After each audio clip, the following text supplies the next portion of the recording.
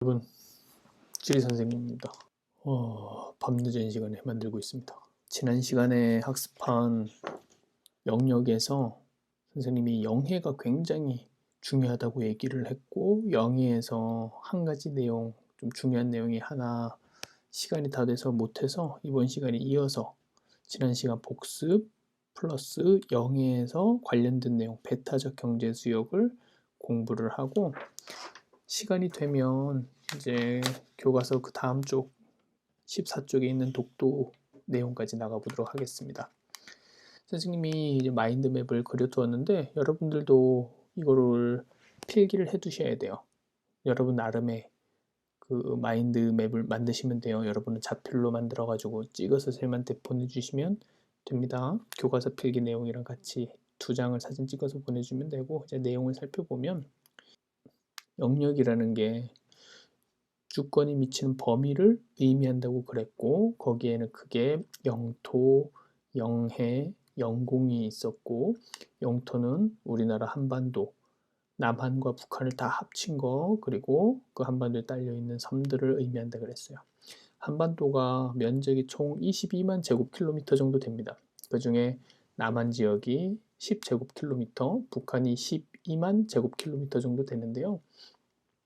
우리 헌법의 영토에 이 한반도 전체를 우리나라 국토로 정하고 있기 때문에 우리가 북한까지도 우리나라라는 것을 명심하고 있어야 됩니다. 단지 우리나라의 공식적인 입장은 북한을 정식 정부로 인정하는 게 아니에요. 북한이 지금 무단 점거하고 있는 거고 다 우리나라 영토입니다. 영해가 선생님이 굉장히 중요하다고 얘기를 했어요. 그래서 영해는 중립 표시를 하나 하고, 영해는 일반적으로 기선으로부터 12해리까지가 그 영해에 해당이 된다고 얘기를 했고, 근데 이 기선으로부터 12해리를 선정하는 그 기선의 종류가 2종류가 있다고 그랬었죠. 일반적인 해안선, 근데 해수면의 높이가 계속 변하기 때문에 해수면이 높아졌을 때나 낮아졌을 때 평균 해수면, 이 셋 중에 해수면이 가장 낮아졌을 때 최저 조위선일 때의 해안선을 우리가 통상기선이라 부른다 그랬어요. 일반적으로 다 사용하는 거라서 통상기선이라 부른다 그랬죠. 이 통상기선을 적용하는 곳이 동해안, 제주도, 울릉도, 독도가 됩니다. 그래서 교과서를 한번 보면,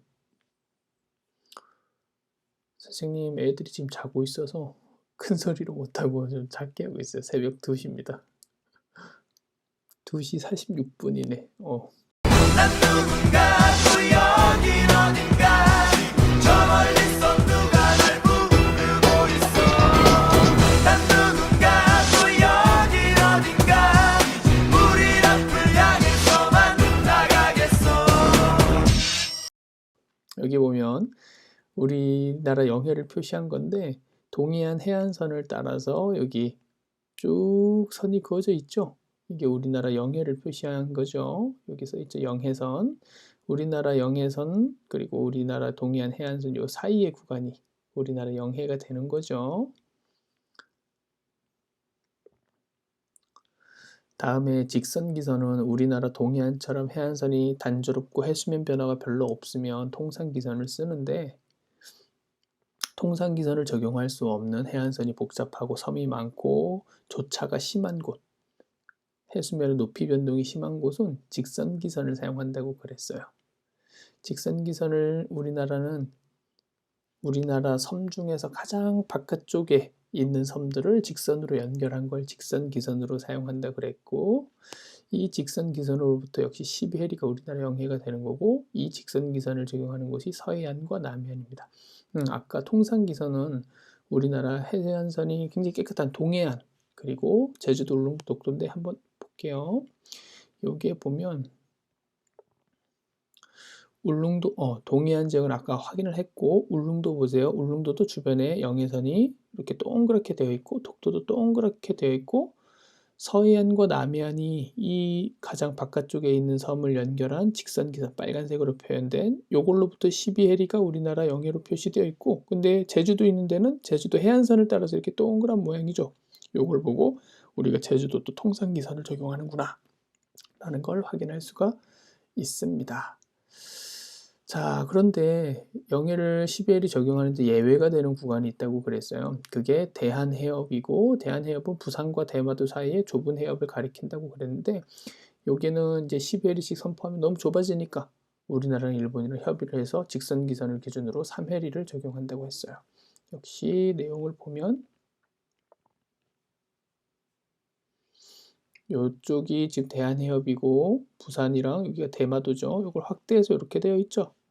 홍도에서 생도를 잇는 여기 직선기선으로부터 원래 12해리를 선포해야 되는데 이곳에는 3해리만 선포를 한 거죠.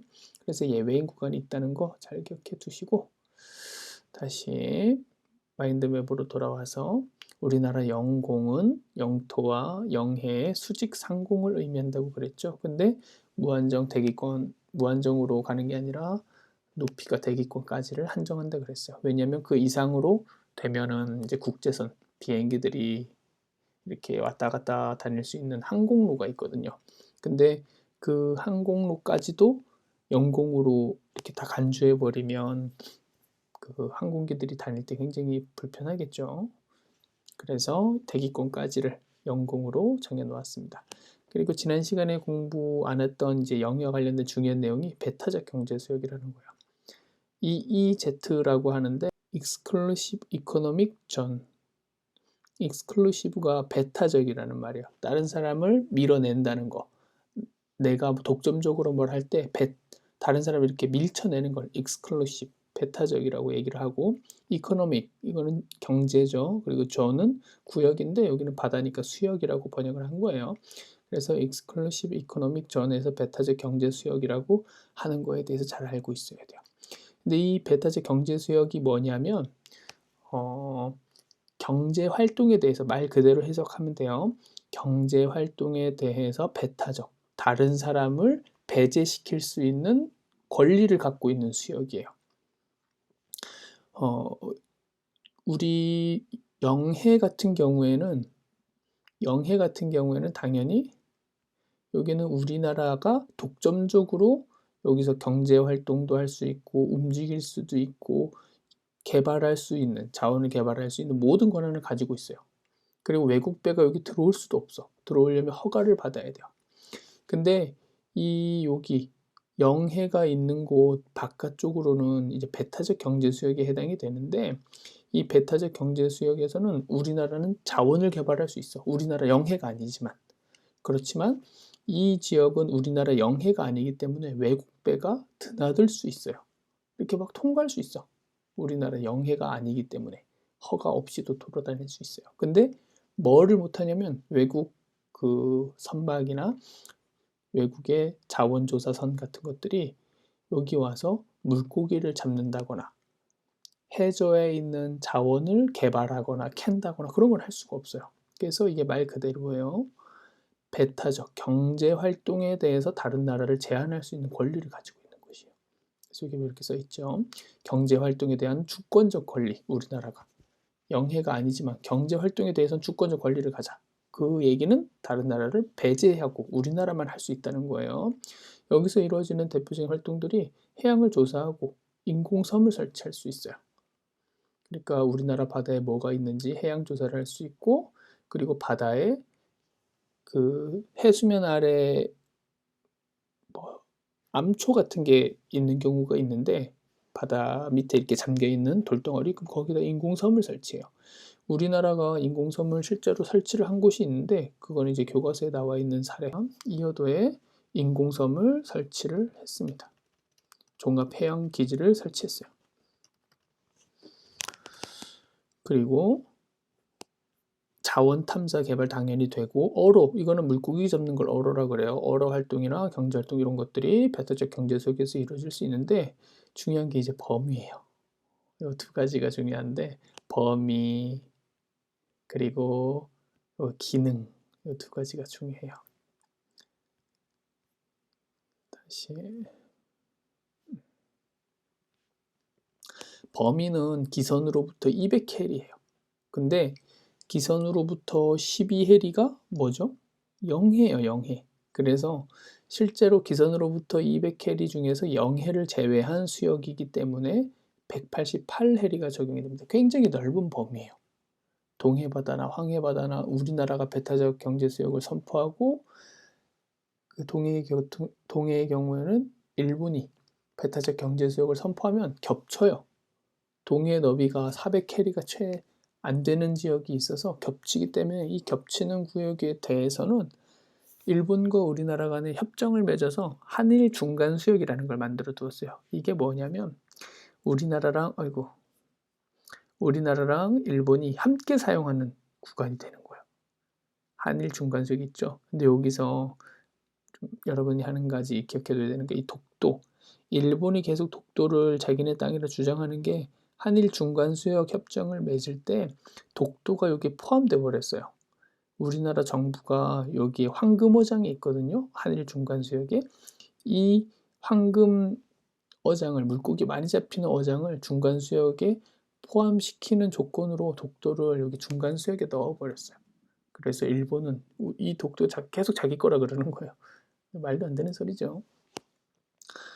그리고 한국과 중국 간에 황해바다도 너비가 400해리가 채 되지 않아서 겹치는 구역은 공동으로 이용할 수 있게 잠정조치수역을 만들어 놓았어요. 한일 중간수역, 한중 잠정조치수역, 요거 이름은 다른데 내용은 똑같아요. 공동으로 개발하는 거예요. 공동으로. 한 나라가 독점적으로 이용하는 게 아니라 같이 이용하는 구간을 만들어 두었다라고 생각하시면 됩니다. 잠정조치수역은 이쪽에 있죠. 그리고 한일 중간수역은 여기도 있고 여기도 있어요. 여기도 겹치기 때문에. 그리고 요 겹치는 곳 말고 이런 데는 다 우리나라의 배타적 경제 수역이 되는 거예요. 우리나라 동해안 같은 경우에도 여기까지는 영해고 울릉도 주변도 영해고 울릉도랑 우리 본토 요 사이의 구간 여기는 배타적 경제 수역이 되는 거죠. 그리고 아까 잠깐 얘기했었던 이호도는 여기 있는 인공섬 잠시 뒤에 설명하도록 하겠습니다. 그래서 요 범위 잘 기억하고 있으시고 그리고 기능에서는 우리나라가 이런 거를 할 수 있지만 다른 나라는 할 수가 없어요. 타국의 경제 활동을 제한하기 때문에 어로나 자원 탐사 이런 거 금지되고 당연히 해양주산의 인공섬 이것도 안 돼요. 근데 되는 게 뭐냐면 비경제 활동, 무역선이라든지 그냥 단순한 관광을 위해서 지나가는 거, 어디로 이동하기 위해서 지나가는 행위들에 대해서는 우리나라가 제한할 권리가 없어요. 그렇기 때문에 경제 활동에 대해서만 주권적 권리를 갖는다는 말이에요. 이해되셨죠, 여러분? 자, 그러면 교과서 내용을 한번 볼게요. 교과서 내용을 보면 교과서에서 우리가 영역 지금 계속 공부를 하고 있는데 다 배웠던 내용을 정리해 둔 거라고 생각하시면 됩니다. 요거는 국가의 영역을 그림으로 그려 놓은 거예요. 영토가 있고 영해 12해리까지가 있는데 이 영해 바깥쪽으로 배타적 경제 수역이 188해리가 설정이 되어 있다는 거, 영공은 대기권까지라는 거. 요 내용은 여러분들이 읽어보면 되겠고 요거는 기억해둬야 돼요. 우리나라 서남해안에 갯벌이 넓게 분포해 예전부터 간척으로 국토의 면적을 넓혔다. 아까 우리나라 국토가 한반도와 부속도서라 그랬는데 서해안 같은 경우에는 그 갯벌이기 때문에 갯벌에다 방조제를 쌓아서 국토의 면적을 원래 바다였던 지역을 점점 우리나라 땅으로 넓혀가고 있죠. 그래서 영토라는 게 고정되어 있는 게 아니에요. 그래서 넓어질 수 있다는 거. 실제로 우리나라는 영토가 많이 넓어졌어요. 서해안에 간척을 많이 해가지고 간척이라는 게 갯벌을 육지로 바꾸는 걸 간척이라고 그래요.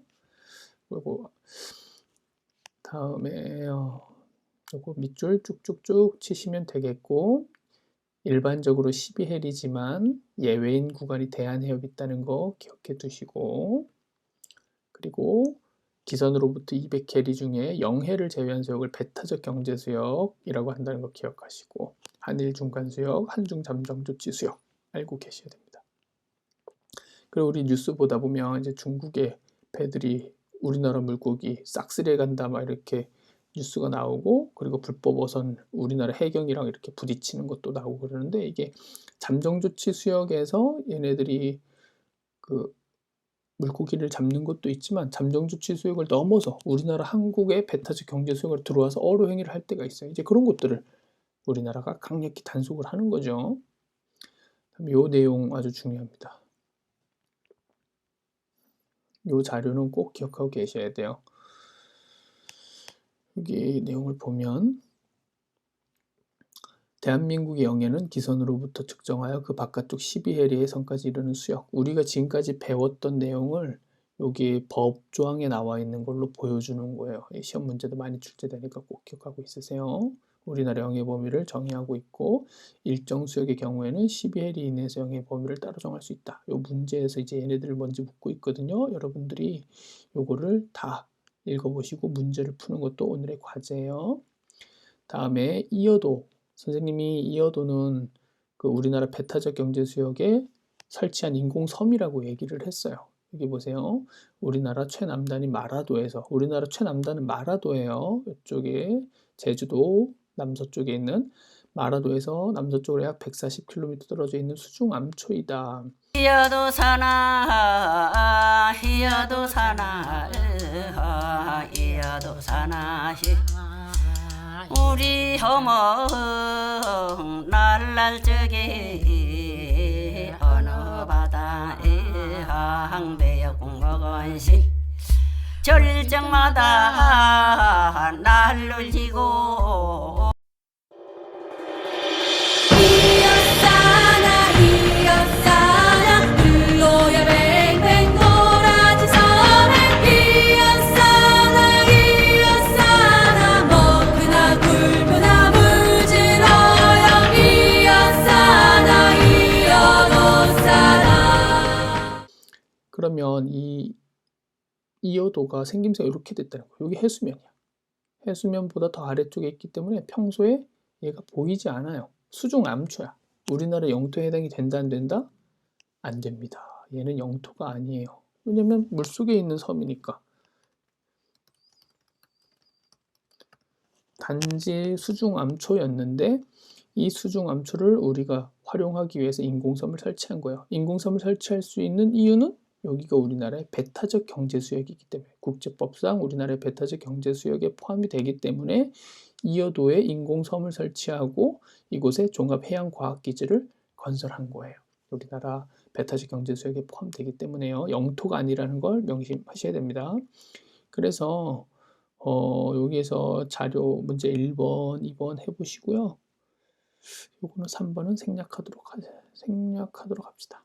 그럼 오늘 수업은 여기까지입니다. 고생했습니다.